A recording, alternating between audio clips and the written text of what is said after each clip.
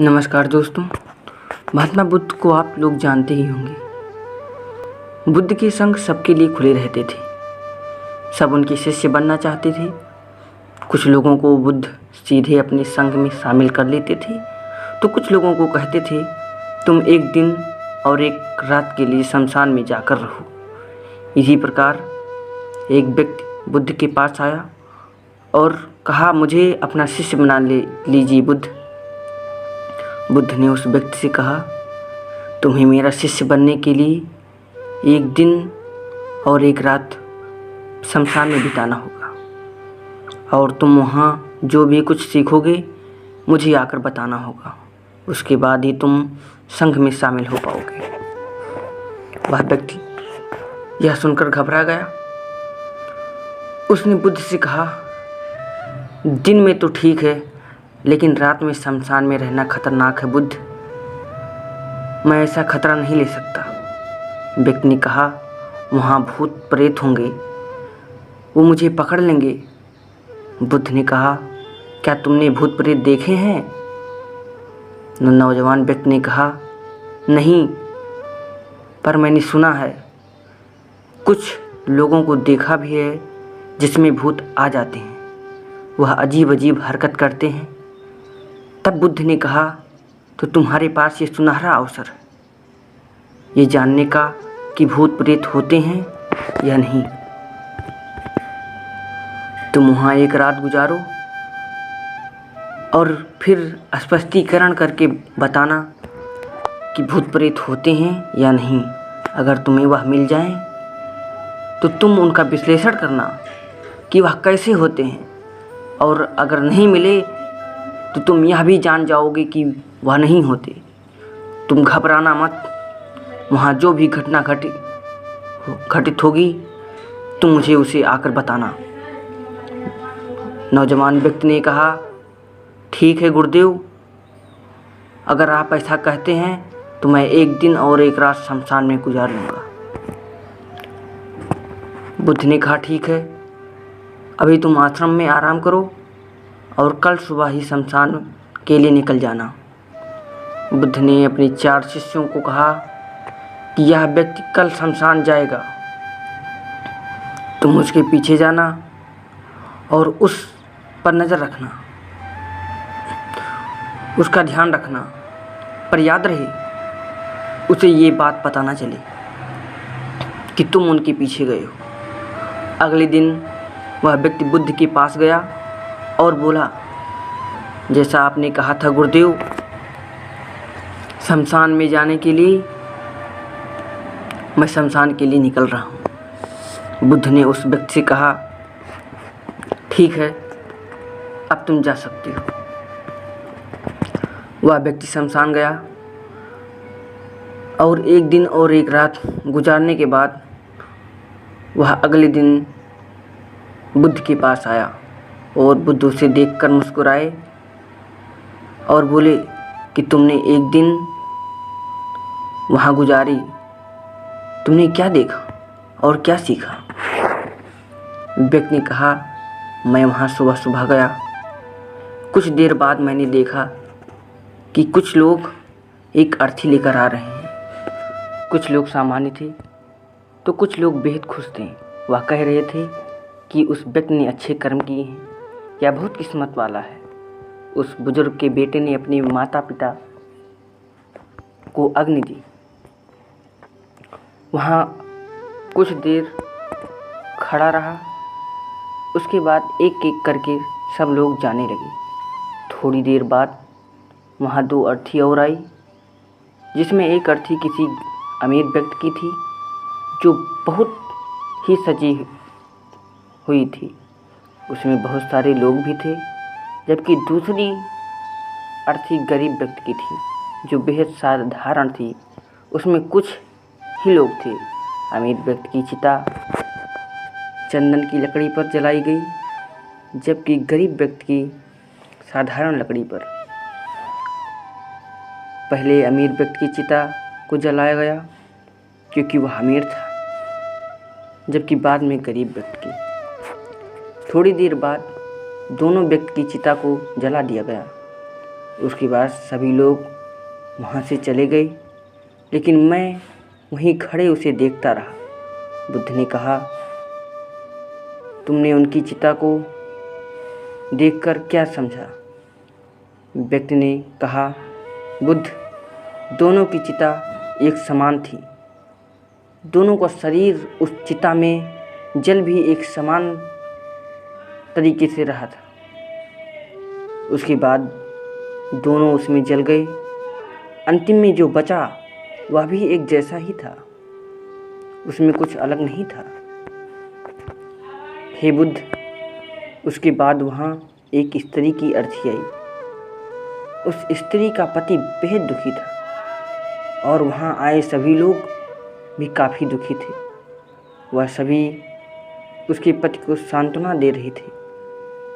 हे बुद्ध, उसमें मैंने देखा कि बहुत लोग काफ़ी ज्ञानी थे। वह ज्ञान की बात कर रहे थे। वह सब महाज्ञानी कह रहे थे कि यहाँ तो एक दिन सबको आना ही है। जीवन हमें ज्ञानता और परोपकार से जीना चाहिए।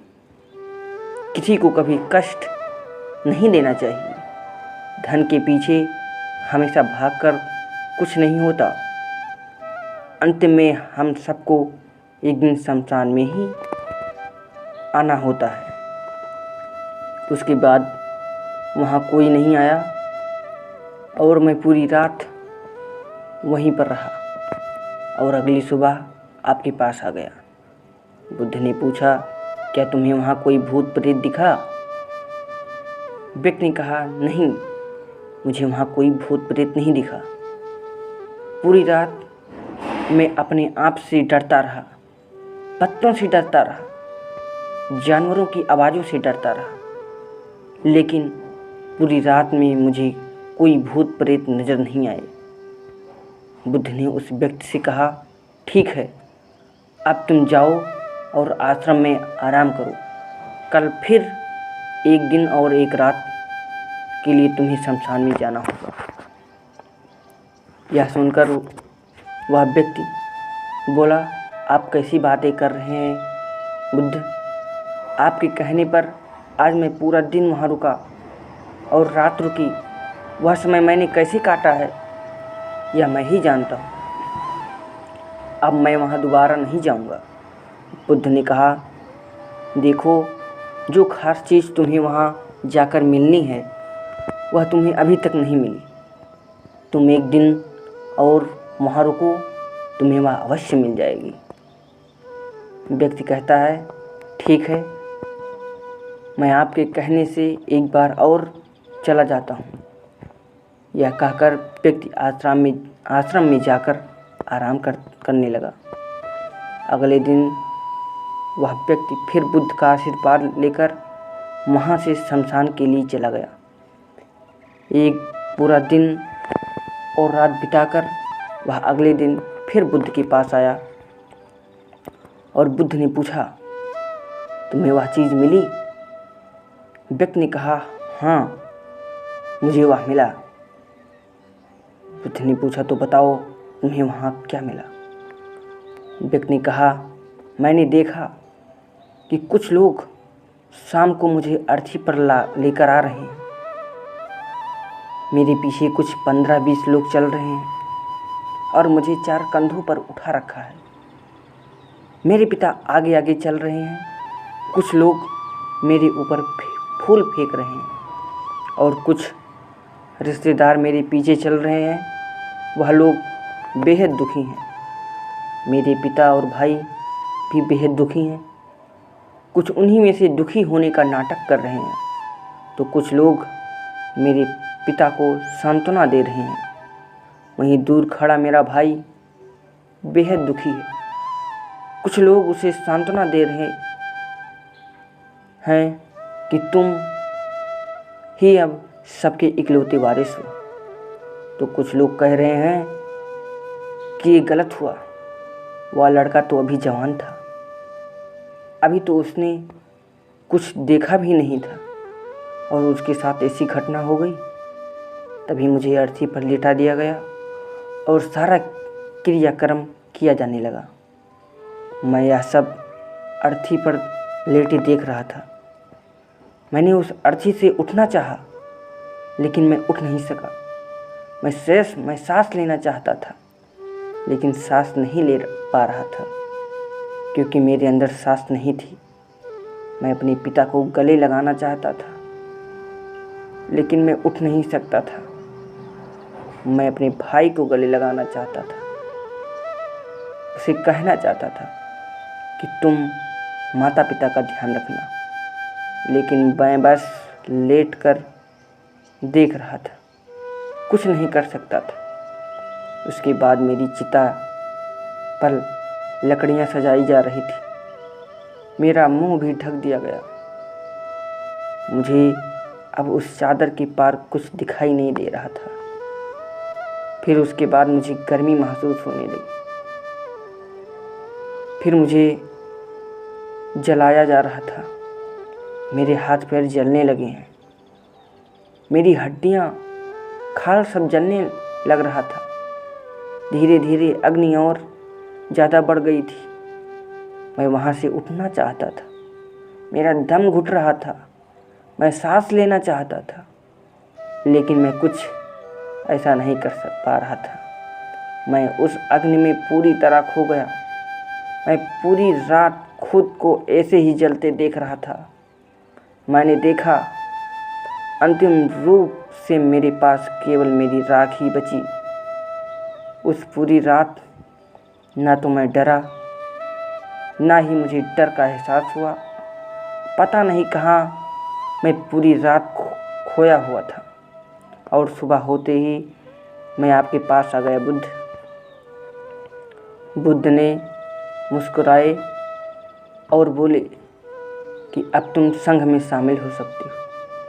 और वास्तव में ध्यान और ज्ञान होने के लिए ध्यान का बीज अंदर होना जरूरी है। वह बीज तुम्हें वहाँ कल रात मिला, जब तुमने जाना कि वहाँ सब कुछ नश्वर है। इस दुनिया में सभी व्यक्ति शमशान में जाने के बाद ये तो देख लेते हैं कि सभी लोगों को वहाँ जाना है, लेकिन जैसे ही वहाँ से बाहर निकलते हैं वह सब भूल जाते हैं और फिर अपनी ज़िंदगी वैसे ही जीते हैं, वैसे ही कर्म करते हैं, वैसे ही अधर्म करते हैं, वैसे ही लालच करते हैं और वैसे ही क्रूरता दिखाते हैं। और जैसे ही शमशान में जाते हैं सब धार्मिक हो जाते हैं। पहली बार जब तुम शमशान में गए तो तुम भी उन्हीं ज्ञानी व्यक्तियों की तरह थे, जैसे कि वहाँ सभी महाज्ञानी व्यक्ति आते हैं। और जैसे ही तुम दोबारा वहाँ गए और आज वापस आए तो तुम्हारे अंदर भी ज्ञान का बीज उत्पन्न हो गया। बुद्ध ने कहा कि हम तब तक जीवन को नहीं समझ सकते जब तक हम मृत्यु को नहीं जानते। जो व्यक्ति बीमार है वही स्वास्थ्य के महत्व को समझ सकता है। जो ध्यान का बीज तुमने कल रात पाया, अब उसे तुम्हें लक्ष्य बनाना है और ऐसा विशाल लक्ष्य तुम्हारे अंदर उत्पन्न होगा जो सभी को ध्यान की छांव से परिपूर्ण करेगा। दोस्तों, आपको महात्मा बुद्ध की ये कहानी कैसी लगी, आप लोग कमेंट करके बताइएगा। जय हिंद।